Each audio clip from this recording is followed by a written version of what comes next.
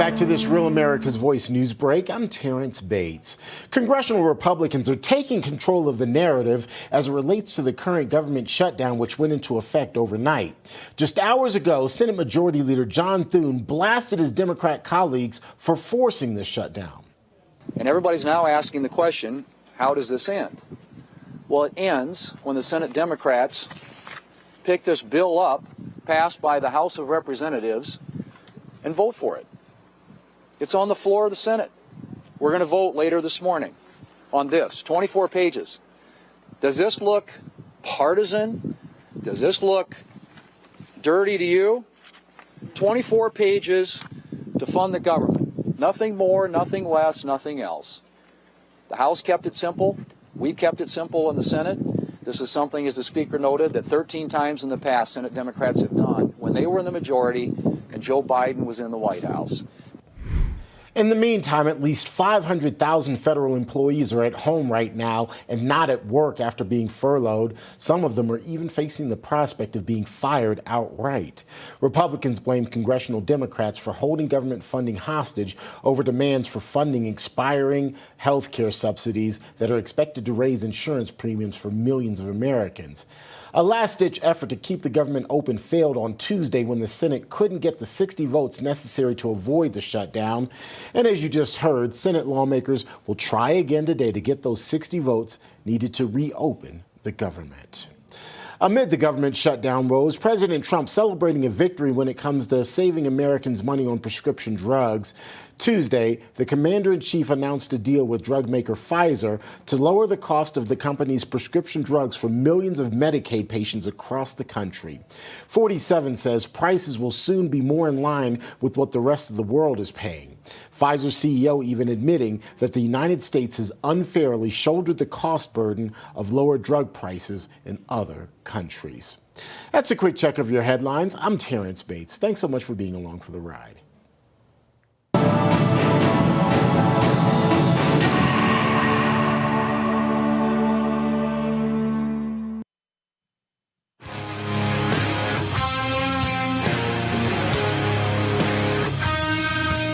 Hardest working radio show in the business. The Charlie Kirk Show. All right, welcome back to the Charlie Kirk Show. I am Andrew Kolvet, executive producer of the show, joined by Blake Neff and, of course, Tim Pool. So, Tim, why don't you explain for the audience what's going on with the ADL? The ADL had Turning Point listed as an extremist hate group. Meanwhile, it looked like it was apologizing for Antifa? Indeed, they were. It was their glossary of terms. Yeah. It's fascinating. Basically, everything was racist. Did you know that I think numbers 1 through 60 were considered racist? I'm not even kidding, like in the glossary. It's like, here's why number 3 is racist. And so they have Turning Point USA listed in their glossary of terms, describing it as like a hate group or something to that effect. They've since gotten rid of the whole thing.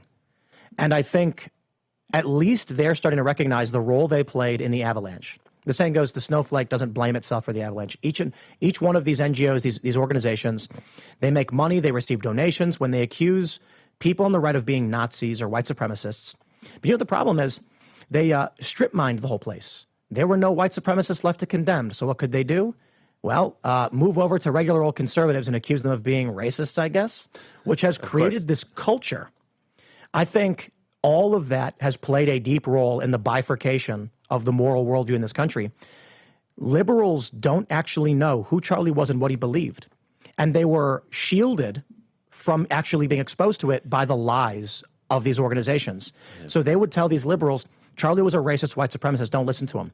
Then if someone ever said, watch this video of Charlie, they go, no, I'm not watching that, I refuse. Mm-hmm. And same thing is true for Trump in the political space. It's good they're getting rid of it. I'll give them credit for that, but we still should recognize the problem. And what it's amazing how effective these lies can be. I'm reminded of when Charlie was at Oxford, and they, you have to point and counterpoint, that sort of thing.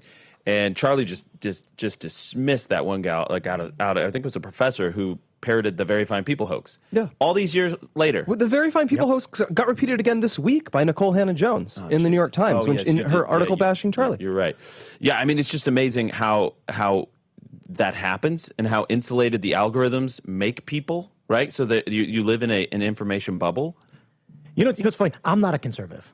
I mean, maybe by today's standards. So what am I? Well, I'm a Chicago urban liberal from a working class firefighter, first responder kind of area. How am I finding myself in this place? Well, my biggest concern from the beginning of this was the truth, what's really going on. And so I entered the space because when I was actually on the ground covering news, I'd see CNN lie. I'd make a video being like, here's footage of what really happened. Liberals were not happy with this. When I went to Sweden, Donald Trump had that famous moment on TV in 2017. Last night in Sweden, he said, and so I did what I always have done. I said, I'm going to go there and film vlogs and mini documentaries about what's going on. I had journalists messaging me saying, don't do it. And I'm like, I don't understand why. And they said, Trump's lying. I said, great, I'll prove him wrong. They said, no, don't go. That's how insane it is. Today, we have this shutdown. The big debate is, why did it happen? Trump says they want to give illegal immigrants healthcare, government-funded healthcare, which is correct. That is the truth. I go on CNN and it says, fact check, false. Democrats don't want to. Why? Because the Democrat argument is, if you entered the country illegally, but claim asylum after the fact, you are now a lawful immigrant. Yes. Just by virtue of whether it's been adjudicated or otherwise by saying so. Now, if CNN told me that and said the argument between Democrats and Republicans is, I would accept their news company as a news company, but they don't. They omit all of those details. I go to the Bulwark, same thing. Republicans are lying, ignore them, don't listen to what they're saying. Yeah. I go to the National Review, they tell me the truth. Interesting. Yeah, I mean, it's a argument over a definition of a term. We think those people are illegals. And by the way, every time we try and change the status for a temporary protected immigrant or whatever, or whether I guess DACA would be included, these asylees, we're trying to get rid of them because we believe that they were given the status illegally or fraudulently. You run into judges that will block them. But essentially it's a pedantic argument, and you're right. The news does not want to give you the truth. They want to cover for their side. They are activists in journalist clothing. And I mean, I think everybody's just getting really upset, getting tired of it. However, there is this contingent that we're seeing on the hard left, the progressive young left, that obviously doesn't want the truth. They just want to kill their enemies. Yep. And everything else feels like, pointless now. And this is why what the ADL has done, now they've deleted their entire glossary of, I guess, their hate glossary or whatever. So you can't look at it anymore. But this is what they said about Antifa before. We talk about lies and truth, right? Antifa, a decentralized, leaderless movement. So nothing to see here. That's a lie. I can confirm that.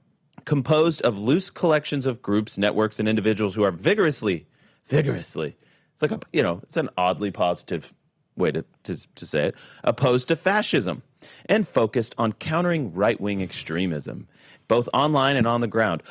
And this is where it gets really egregious.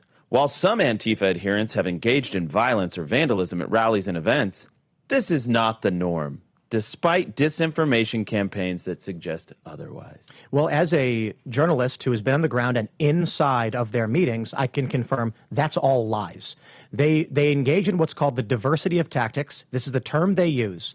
They have meetings where they invite these peaceful protesters to join their direct action meetings, where the leaders, the financiers, and the organizers supply tools and signs and resources and a plan. So there's an effective leader. They work internationally. We call them the tourists, because somehow the same people in New York are in LA and Turkey. And then what happens is they tell a certain group, everyone wear the same clothing. You wear black masks. That way, when our agents get violent, they can't convict us. It is coordinated. They have they have progressive NGOs that specifically go out to provide free legal defense. Watch these videos. You'll hear them yell, "What's your name and birthday?" And as they're getting arrested, they yell their name and birthday. Why?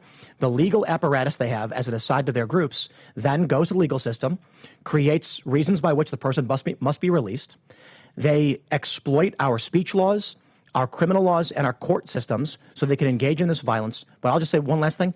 The money comes from somewhere. The signs come from somewhere. The marching plans, what route they're going to take, comes from somewhere. And they're all flying the same symbol.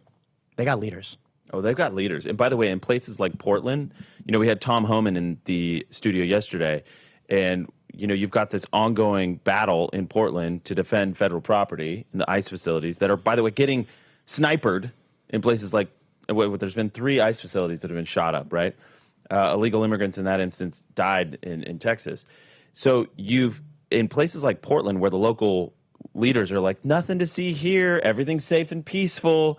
I mean, they have allowed these Antifa militant groups, these guerrilla groups, to grow and fester and unabated. I mean, they are absolutely organized, and they run the city. I would actually point out, like, the decentralization thing is actually fairly true, and it's how they get away with a lot of what they do, which is they are able to, anytime someone, reaches out, they sort of melt away and all of that. And so you do need unusual techniques to go after them. Yeah, we need to update our techniques. We need to update. That's like, so, like, when you say, like, go after the funding networks, a lot of the people in Antifa are huge losers, which means they don't need a lot of money to do things. Right. They're the sort of people who are willing to be quasi-homeless or live out of a really crappy apartment, and all they do all day is go menace ordinary civilized people. But I think it doesn't take a lot of money to do that. The decentralized thing is a tricky position. When the ADL says they're leaderless, I don't believe for a second the ADL does not understand how these systems operate.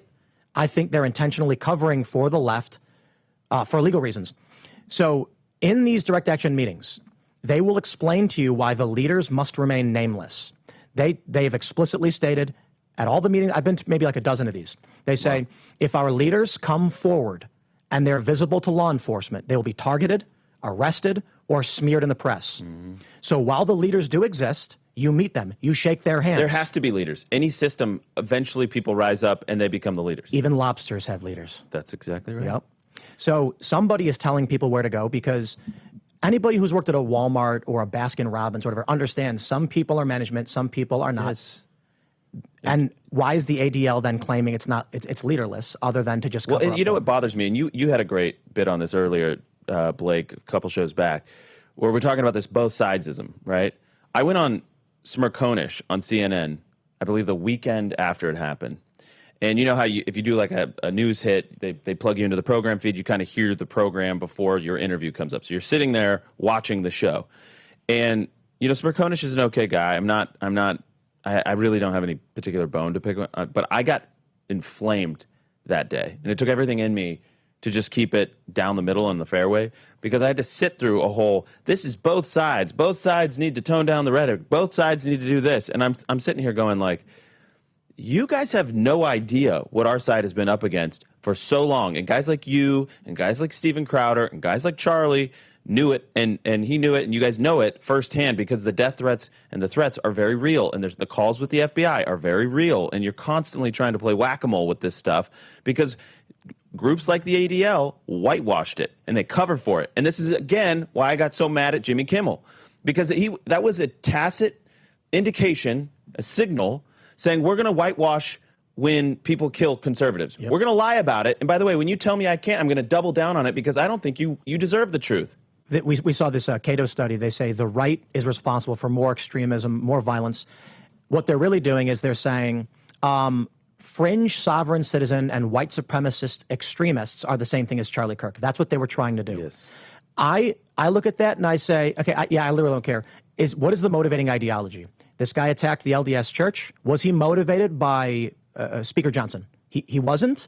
Okay, well, the concern we have when we say the left is that AOC went on the House floor and espoused the same ideology as the alleged assassin. That is where we say, wow, this ideology of the liberals, of mainstream liberals, moderate Democrats, is held by violent extremists. We're concerned about how violent they have gotten. Whoa. They then say the right is doing it, but you can't compare Steven Crowder or Charlie Kirk to some Klan guy in the middle of Nebraska or who knows where. Well, and by the way, you made the point, though, that a lot of people were quoting the ADL crime sort of data, some study, and wasn't it done by a guy that was connected somehow to Antifa?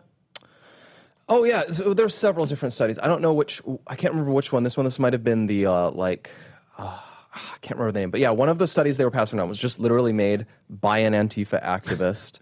There was like 3 or 4 databases that they were like always sharing that do this. Pull up the ADL heat map, the extremism map, and right-wing has right-wing white supremacy, right-wing anti-government, and right-wing other. Meanwhile, left is just one thing. If it's not a Marxist-Leninist who blew up a building, it doesn't count as left-wing violence. For instance, the killing of Aaron Danielson didn't count, according to these studies, as left-wing violence. Jeez Louise, are you kidding me? It's true. Yeah, I mean, it's like as far as you want to go down the rabbit hole, right? It just keeps getting worse, and something has to be done. And I think you're spot on that we're going to have to adjust our tactics to confront this, or we're all in deep trouble.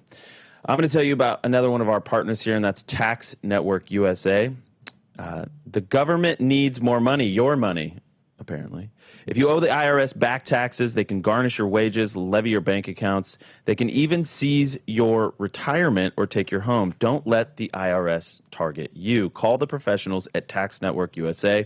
Their tax lawyers and enrolled agents are experts in powerful programs that may even help you eliminate your tax debt.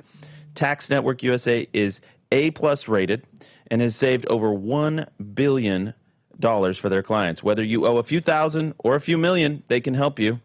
So regardless of where you're at, just pick up the phone. You can start the process of stopping the threatening demand letters, stopping the aggressive collections, and resolving your tax matters once and for all.